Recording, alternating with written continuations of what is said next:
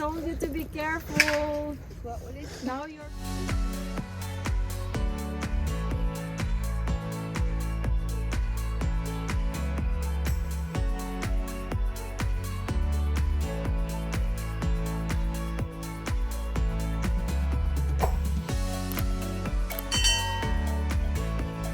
Hello everyone! Today we are going to make this kind of snack. It's called Bratapfel. I'm not so sure if I say it right, but in English it says baked apple. So I will be joining, my husband will be joining, or I will be joining because he's going to teach me how to do this one.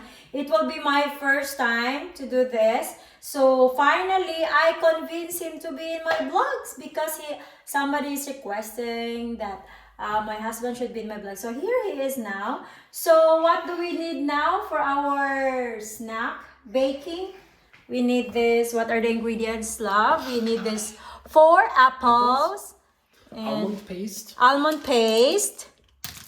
This sliced almond. Sliced almond. Ginger spice.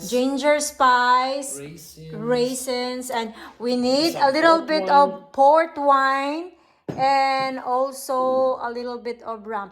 If you have kids, you can use grape juice. But since we ran out of juice already, grape juice, we were supposed to use grape juice, but since we ran out, so we are using this wine for the meantime. But it's okay, kids still can eat because it's still, you don't put too much wine in it.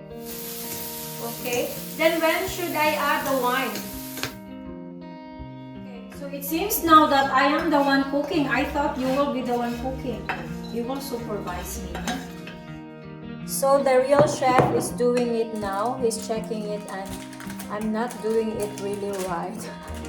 Well, hindi naman talaga ako magaling magluto. So natutunan ko lang yung niluluto ko dito. Natutunan ka lang sa YouTube.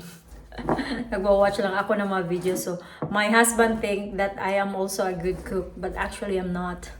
He's really the real good cook. So every weekend lang siya makapagluto when he's not working. So yeah, so that's why you have to do it together because he has to teach me some local dishes how to do it because I don't really know how to do it. And also in the Philippines, mostly hindi naman talaga ako nagluluto. So because we always have somebody to cook for us. My ate, so whoever in the house, because I'm always outside doing this, this business thing, insurance, real estate. So wala talaga akong time. So here, so dito ko yung nahasa yung talent ko, yung skill ko. Try it. It's really nice, yeah. Sweets are really nice, So let's go back to this cheese misan thing. So dito lang ako nahasa magluto because I have to do it. Nobody will cook for me. Nobody will cook for us because my husband is working during the week. He only stays at home on weekends. So he only cook every weekend. So during the week, weekdays, I have to do it. So I learned how to do a lot of things here. I become like a chef. I became a gardener. Sometimes I'm also a hairdresser. I cut the hair of my husband. I trim his hair. Because it's really expensive, to have your hair cut here.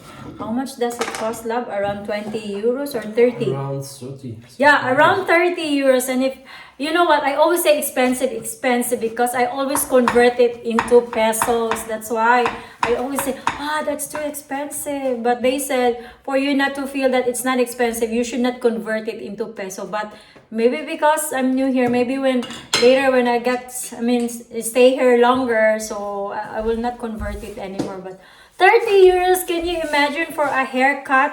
30 euros, so that's around, how much is that? Almost 2,000 pesos. So we can eat already that one. Like 3 people or 4 people can eat already in some restaurants, even in a mall, right?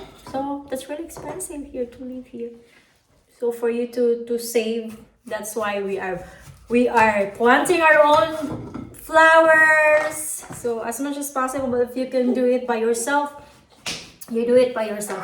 Even eating in a restaurant, we don't really do it very often because it can be really expensive. Like that's why when my husband went to the Philippines last time, I mean the second time around when we had like we were eating like around 14 people and he was paying only around, that's a lot of food already, around 8,000 pesos. He really said that's really cheap because if you eat here like that amount, like only 4 people can eat that one because you also have to tip, you really have to buy the drinks.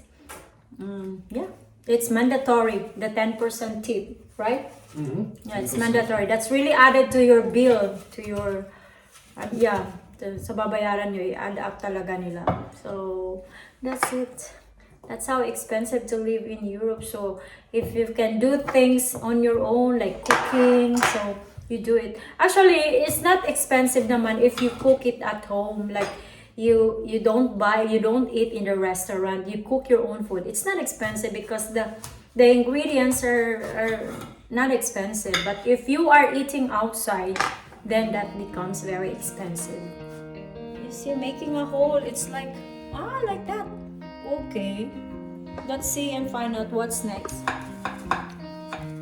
How long is the baking time now? 30 minutes? Yes. 30 25 to 30 minutes. 25 to 30 minutes, okay. And what's the temperature? 200 degrees Celsius? 200 degrees Celsius, okay. It's the same like drying the orange. 200 degrees Celsius for 30 minutes. If you haven't seen my DIY Christmas decor, you should watch it. It's very nice, no?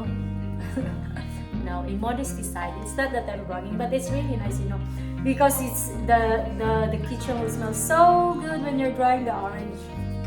Okay, let's show Lucas. How does he do it? Okay.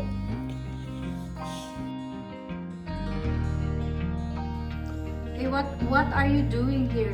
Why do you have to slice this one? To slice it, otherwise it will burst. Well, that's it. Okay, so it's ready for baking now. Time to plate in now. You see this gap? Oh, see, that's very important. Or else, if we did not slice that one, puputok yung apple. So we don't have really a perfect one. It's time to try. Soon, tatawagin na natin yung mga boys.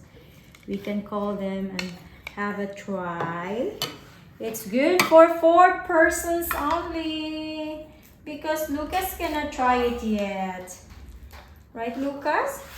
Lucas will only watch us. So I can give your food also, Lucas. I can give your food. Oh, okay. Done. Let's try. Try this one. It smells so good. I'm gonna like it. Okay. Milk for Lucas. Milk for Lucas. Lucas wants to try, but you cannot have this one yet. You are not allowed. So sorry. You will have your milk, okay? Wala siya kahibalo. Wow! Gigamit na iyang car seat. Bago nga car seat, and he likes it because taas man siya, makakita siya what's outside. See, he's enjoying the view outside. See, murag kamera man ani naglakaw-lakaw andre, murag kita raman. Sige kita na mag-isakinan. O kana lang gani siya oh. O napay duwa o. See, but not so many. So you see the difference. Dito, bilyon kayo mga sakyanan. Nasa parking man na. So o may bus.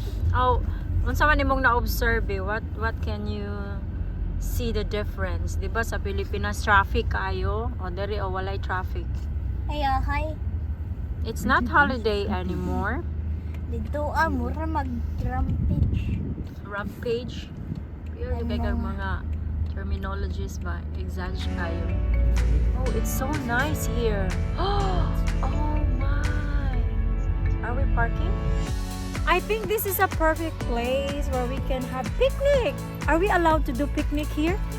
No, not really. Not really, Lucas. So mauna siya sa akong likod ang isa sa part or isa sa portion sa grapes farm here. Makita ninyo wala na siya dahon because it's winter time. So dili pud siya open karon. So mobalik na siyang operation in spring. We missed the chance. Walay abri ang restaurant. Gusto ta namo i-try ilang restaurant. Pero January 6 pa daw magbalik ang operation. So dito pwede makakaon. Dito pwede kakaon. Okay, it's still hot. It's sunny man Kuya Hunter. It's hot. Itog na, uy. No, I mean it's sunny. That's why I'm wearing shades. Wala man dito. Ang sana man dito. Oh, lagi, but later we have to go for a walk there. Nice na gani siya tanawon karon maski dili siya summertime or spring. Maski nag-dried na ang ubang mga trees. But it's still nice, you see. Very organized. Clean. So, pag mag-walk ka around, you will really feel the fresh air. Very clean ang ilang mga kalsada. Walay maglabay og basura. Very disciplined ang mga tao diri. So, you would really love to go for a walk because it's so nice, the place itself. Maka-relax. Karon sa Botanical Garden. So, yes.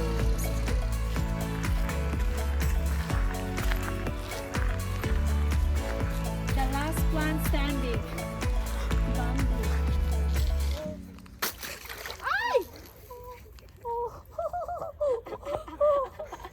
What an accident. Accident That's happened. what you get because I told you to be careful. Now your feet Pay will back. freeze. I mean your foot. Ah! It's okay, it's okay. Put it on. Don't.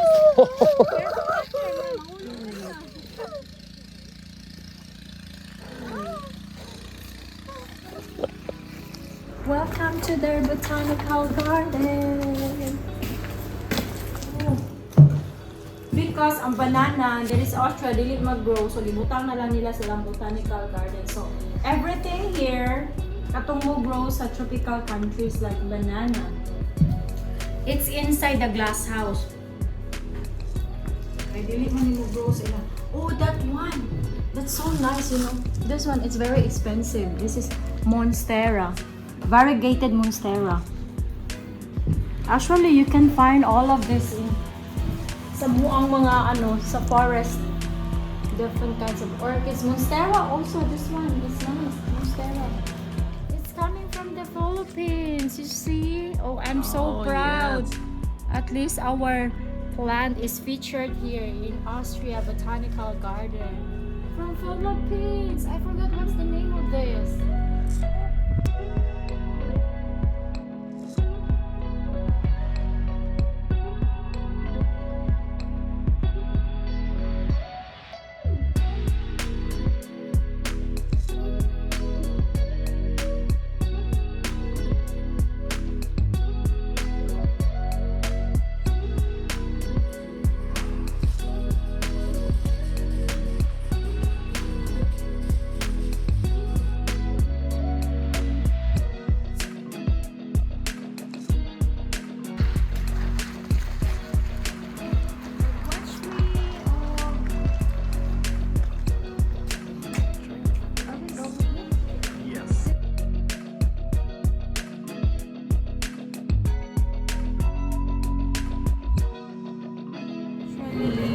Bad timing kay dili mi makasunod kaya ang edad ni Andre dili pa pwede. Also Lucas. So dili ra mi sa gawa. So dili mi makasunod, dili mi makatan-aw.